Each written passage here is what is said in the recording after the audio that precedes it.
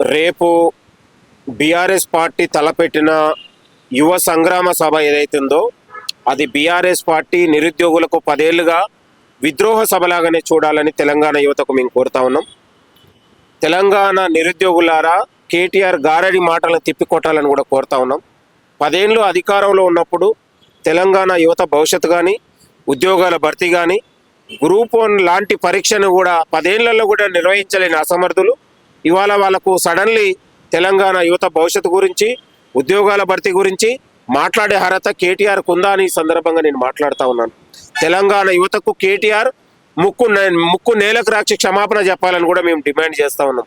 ఏం ముఖం పెట్టుకొని ఇవాళ నిరుద్యోగుల దగ్గరికి వస్తున్నావు కేటీఆర్? ఇవాళ ప్రజాపాలనలో ఏడాదిలోనే 60,000 ఉద్యోగాల భర్తీ చేసినందుకు వస్తున్నావా? మా ఏడాదిలోనే ఇవాళ గ్రూప్ 1 లాంటి పరీక్షను నిర్వహించి ఒక అత్యంత పారదర్శకంగా నిర్వహించి 563 పోస్టులను భర్తీ చేసినందుకు నిరుద్యోగుల దగ్గరికి వస్తున్నావా? ఇవాళ మీరు చేయలేని కార్యక్రమాలు ఇవాళ మీరు బీఆర్ఎస్ సహాయంలో 10వ తరగతిలో లీకేజే, ఇంటర్లో లీకేజే, డిగ్రీలో లీకేజే, ఎంసెట్లో లీకేజే, తెలంగాణ యువత గొంతు కోసి తెలంగాణ యువత జీవితాలతో చెలగాటమాడినటువంటి దొంగలు ద్రోహులు ఇవాళ నిరుద్యోగుల దగ్గరకు వచ్చి తెలంగాణ యువత పేరుతో సభలు పెట్టడం అనేది చాలా సిగ్గుచేటుగా మేము భావిస్తూ ఉన్నాం.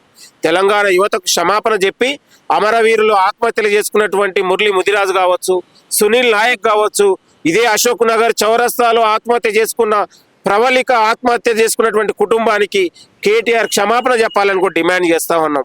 అశోక్ నగర్ చౌరస్తాలో ఉద్యోగాలు రాసి 4 పరీక్షలకు ప్రిపేర్ అవుతున్నటువంటి ప్రవళిక ఆత్మహత్యను ఇదే కేటీఆర్ అశోక్ నగర్ లో ప్రెస్ మీట్ పెట్టి ఇవాళ ప్రవళిక ఆత్మహత్య నిరుద్యోగ ప్రేమ కథలాగా మార్చినటువంటి దుర్మార్గులు మీరు ఇవాళ నిరుద్యోగుల గురించి మాట్లాడతారా?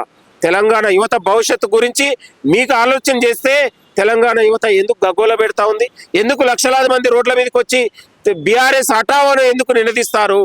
ఇవాళ ప్రజాపాలన వచ్చిన తర్వాత గౌరవ ముఖ్యమంత్రి రేవంత్ రెడ్డి గారు 10 ఏళ్లలో నిరుద్యోగ యువత పడుతున్నటువంటి పోరాటాలని ఇవాళ లీకేజీల్ని వాళ్ళ యొక్క సమస్యల్ని దగ్గరుండి చూసిండు కాబట్టి ఏడాదిలోనే 60,000 పైగా ఉద్యోగాలు భర్తీ చేసి ఇవాళ group 1, group 2, DSC, SI constable, group 3, group 4 లాంటి పరీక్షల్ని ఎల్బీ నగర్ స్టేడియంలోనే ఉద్యోగాల భర్తీ చేసి ఇవాళ నియామకాల కోసం ఎల్బీ స్టేడియం లాంటి వేదికను చేసుకొని నియామకాలు ఇచ్చి వాళ్ళ జీవితాల్లో వెలుగులు నింపింది మేము. ఇవాళ దావోస్ అయినా, జర్మనీ అయినా, జపాన్ అయినా తెలంగాణ యువత భవిష్యత్ కోసమే ముఖ్యమంత్రి గారు విదేశాలకు వెళ్ళి పెట్టుబడి తెచ్చి ఇవాళ ప్రైవేట్ రంగాలలో కూడా తెలంగాణ యువతకు ఉద్యోగాలు ఉండాలనేది ఆలోచన చేసింది ఈ ప్రభుత్వం. కాబట్టి ప్రతి ఖాళీలను భర్తీ చేసి తెలంగాణ యువతకు చెందాలనేది ఈ ప్రభుత్వం యొక్క ఆలోచన. కాబట్టి తెలంగాణ యువతలారా, విద్యార్థులారా, నిరుద్యోగులారా, బీఆర్ఎస్ మోసపూరితమైన హామీలను, మోసపూరితమైన పార్టీని తెలంగాణ యువత నమ్మొద్దు. 10 ఏళ్లలో ఉరేసినటువంటి బీఆర్ఎస్ పార్టీ ఇవాళ సింపతి కోసం మరొకసారి తెలంగాణ యువతను రెచ్చగొట్టే కార్యక్రమాలు చేస్తూ ఉంది. తెలంగాణ యువత ఆలోచించాలని కూడా మేము కోరుతా ఉన్నాం. మీకు అండగా కాంగ్రెస్ పార్టీ ఉంది. మీకు విశ్వాసం, నమ్మకం, భవిష్యత్తు కోసం ప్రజాపాలన ఉంది. మన ముఖ్యమంత్రి రేవంత్ రెడ్డి ఉన్నాడనే విషయాన్ని మీ అందరికి గుర్తు చేస్తా ఉన్నాను. వయో పరిమితితోని రిటైర్డ్ అయిన అధికారులతోని 10 ఏళ్ల పాటు వాళ్ళ పాలన నడిపిస్తే రిటైర్డ్ అయిన అధికారులు తొలగించి వాళ్ళ స్థానంలో నిరుద్యోగులకు ఉద్యోగాలు ఇచ్చి ఈ ప్రభుత్వం పాలన నడుస్తూ ఉంది. ఎవరి పారదర్శకత ఉందో అనేది తెలంగాణ యువత తెలుసుకోవాలి. ఎవరు నిజాయితీగా ఉన్నారనేది తెలంగాణ యువత తెలుసుకోవాలి.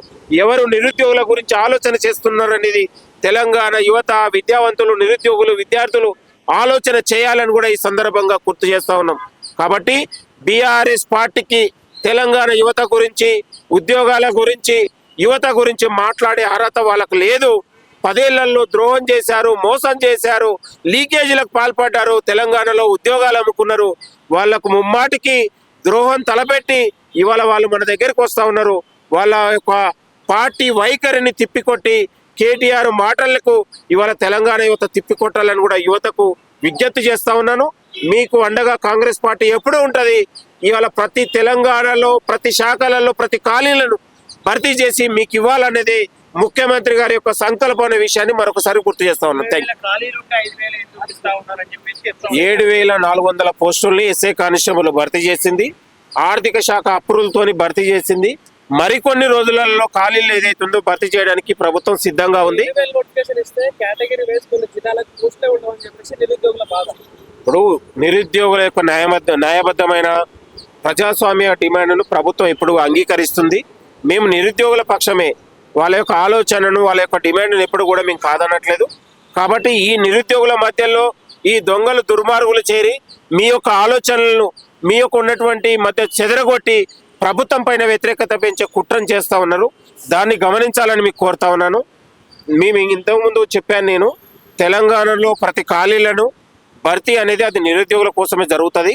నిరుద్యోగులకు ఇవ్వాలనేది ఆలోచన ముఖ్యమంత్రి గారిది. దయచేసి బీఆర్ఎస్ పార్టీని నిరుద్యోగులు తిప్పికొట్టాలని కూడా కోరుతా ఉన్నారు. చర్చలతోని ఉద్యోగాలు రావు. కాబట్టి తెలంగాణ యువత భవిష్యత్తు కోసం ముఖ్యమంత్రి గారు ఆలోచన చేస్తా ఉన్నారు. ఈ ప్రభుత్వం ఉంది.